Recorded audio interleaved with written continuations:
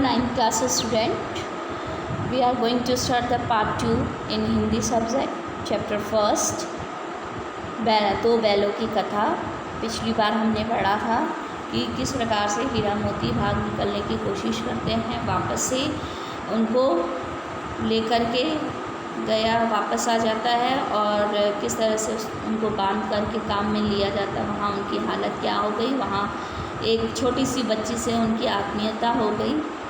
तो इस प्रकार दिन ब दिन भी उनके मन में बड़ा ही जो मन में एक ज्वार उठ रहा था कि यहाँ से निकलना है किसी न किसी तरीके से। तो उनकी मदद आगे कौन करता है वहाँ से निकलने के लिए।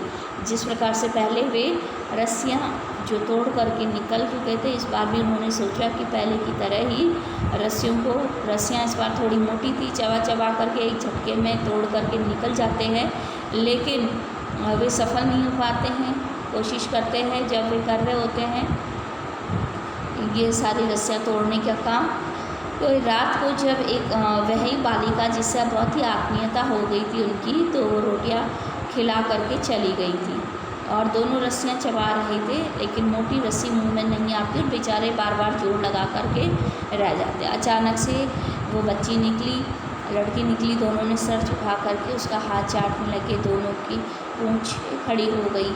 उसने उनके माथे सहलाई और बोले कि मैं तुम्हें खोल देती हूँ, चुपके से भाग जाओ, नहीं तो ये लोग तुम्हारे को मार डालेंगे। और रात को ये सब की सलाह हो रही है कि इनकी नाकों में नाथ डाल दी जाए।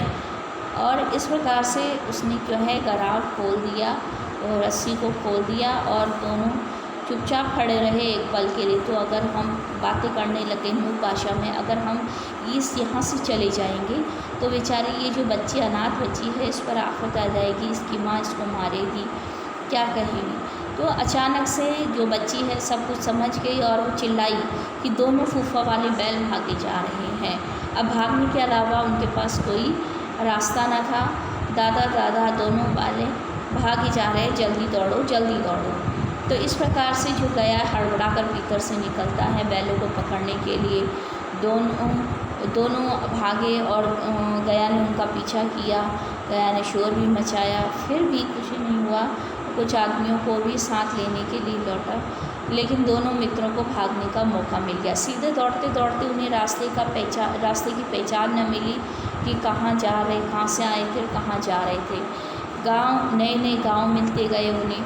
तो इस प्रकार से दोनों जो है एक खेत में पहुँचे। वहाँ खड़े, उनको भूख लगी थी और मटर के खेत पर वे खड़े थे। तो उन्होंने खूब जी भर करके मटर खाए और जो मटर है बहुत ही स्वादिष्ट है। और मटर खाने के बाद में मटर के खेत में उनको एक सांड से मुकाबला करना पड़ा। वह सांड बहुत ही हाथी के आकार का था, उन दोनों ने बहुत ही बहादुरी से उस सांड को वहाँ से 9-2-11 कर दिया। इसी प्रकार से, लेकिन सांड तो 9-2-11 हो गया। वो खेत में जो खेत की रखवाली करने वाले आदमी थे उन्होंने मोती को पकड़ लिया। अब मोती को पकड़ लिया तो हीरा कैसे भाग जाता। हीरा ये सब देख रहा था, खेत के किनारे पे बैठ जाता तो भाग जाता था, लेकिन मित्रता थी आपस में, घनिष्ठ मित्रता, उसने भी अपने आप को पकड़वा दिया। लेकिन अब दोनों के दोनों लोगों ने कहाँ बंद कर दिया उनको, जा करके कांजी हाउस में बंद कर दिया। तो इस प्रकार से कांजी हाउस में उन्होंने देखा कि यहाँ तो बहुत ही बदतर हालत है। कई भैंस बकरियाँ घोड़े यहाँ है, उनको चारा भी ना मिला, सबके सब मुर्दों की तरह पड़े हुए थे, कमज़ोर हो गए थे, खाने पीने को उनकी कोई भी सुध न लेता। इस प्रकार से जो तब दोनों ने दीवार की नमकीन मिट्टी चाटनी शुरू कर दी और इससे क्या तृप्ति होती, दोनों की भूख क्या मिटती। तो मोती कहता है कि मुझसे तो रहा नहीं जाता। दोनों निकलने की कोशिश में लगे रहते हैं। हीरा ने इस बार अपने ने नुकीले सींग से जो दीवार गड़ा दी है और जोर से मारा तो मिट्टी का एक चित्तड़ तो निकल आया। फिर इस आवाज़ को सुन करके जो दीवार पे चोटों की आवाज़ें आ रही थी, तो इस प्रकार जो उसी समय कांजी हाउस का जो चौकीदार है लालटेन लेकर जानवरों की हाजिरी लेने के लिए निकला। हमेशा उनकी हाजिरी होती थी ताकि कोई जानवर कम न हो जाए। हीरा के उस उजड़पन को देखकर उसने कई डंडे उसको लगाए, मोटी रस्सी से उसको बांध दिया। मोती ने कहा कि बड़े बड़े मार खा लिया, अब क्या मिला बताओ। अब इस प्रकार मोती ने कोशिश की। मोती ने अपनी जी तोड़ कोशिश करके सींग मार करके दीवार की मिट्टी गिरी और बहुत कोशिश की और इस प्रकार से दीवार गिर पड़ी। और दीवार का गिरना था कि अधमरे से पड़े हुए सभी जानवर वहाँ से चेत गए और 3 घोड़ियाँ सरपट भाग निकली, बकरियाँ निकल गई, भैंस निकल गई। पर कुछ गधे थे जो अभी तक वहाँ खड़े थे, उनसे पूछने पर यह कहा कि गधे ने कहा तो जो कहीं फिर पकड़ लिए जाए तो क्या हर्ज है, अभी तो भागने का अवसर है, हमें तो डर लगता है कि हम यहीं पड़े रहेंगे। तो हम तो यहीं पड़े रहेंगे। लेकिन आधी रात ऊपर हो चुकी थी। इस प्रकार से जो लोग वहाँ पर जो देख कर के जानवर भाग गए, इस प्रकार का सारा वृत्तांत जान करके वहाँ के कर्मचारी, वहाँ के चौकीदारों में खलबली मच गई। वहाँ आए और उन्होंने मोती की खूब मरम्मत की। हीरा तो बंधा हुआ था। हीरा ने मोती को खोलने की भी खूब कोशिश की कि वे भाग चले, लेकिन वे सफल नहीं हो पाए क्योंकि मोटी रस्सी थी। मोती को भी मोटी रस्सी के साथ में बांध दिया गया।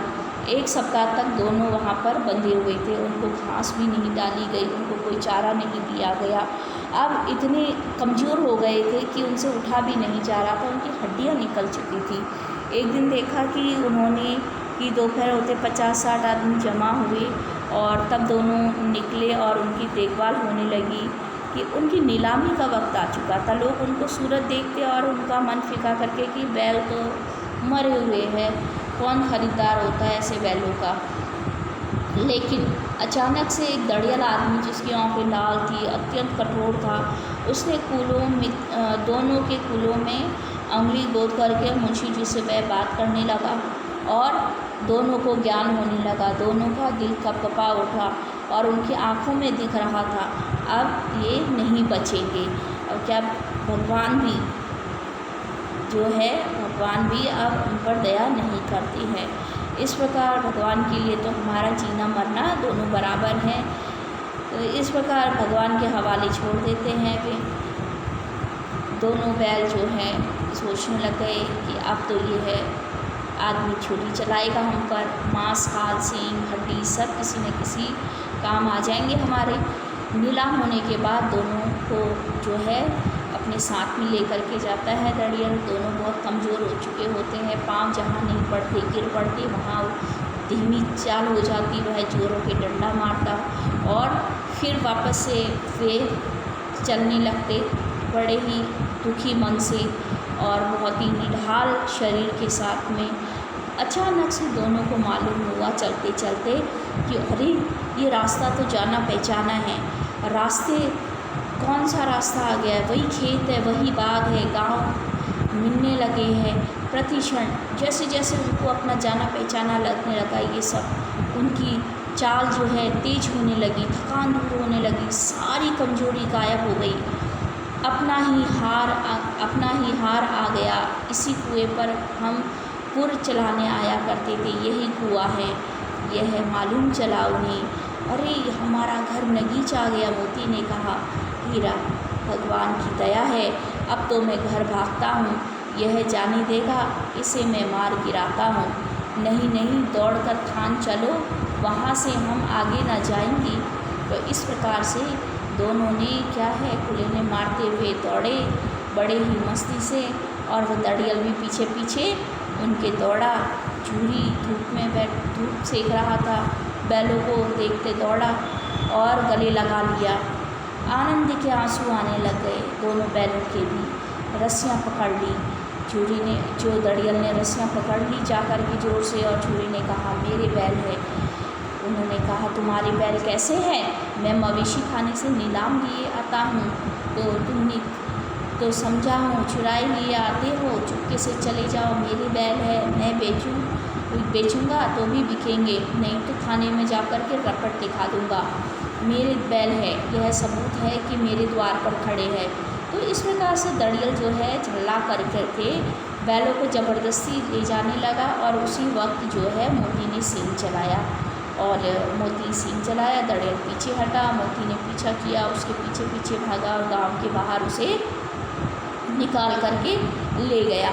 तो दड़ियल भी रास्ता देखता रहा, बड़बड़ाता रहा, गालियाँ देता रहा कि कब आएंगे, लेकिन बैल कहाँ जाते उसके पास में। वह रास्ता प्रतीक्षा करता करता, इंतज़ार करता करता, बड़बड़ाता हुआ अपने गांव को चला गया।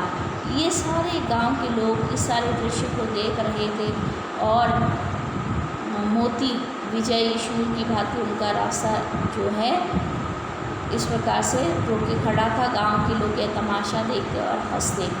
दड़ियल ने हार मान करके आखिर चला ही गया।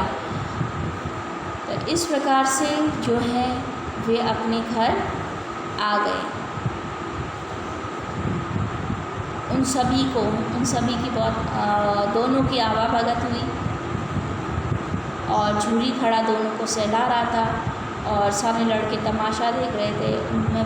उनको बड़ी खुशी का उत्साह, खुशी हो रही थी उन सभी को भी। और मालकिन ने भी आकर के इस बार दोनों के माथे चूम लिए। इस प्रकार बैलों की जो कथा है बहुत ही आत्मीय कथा है।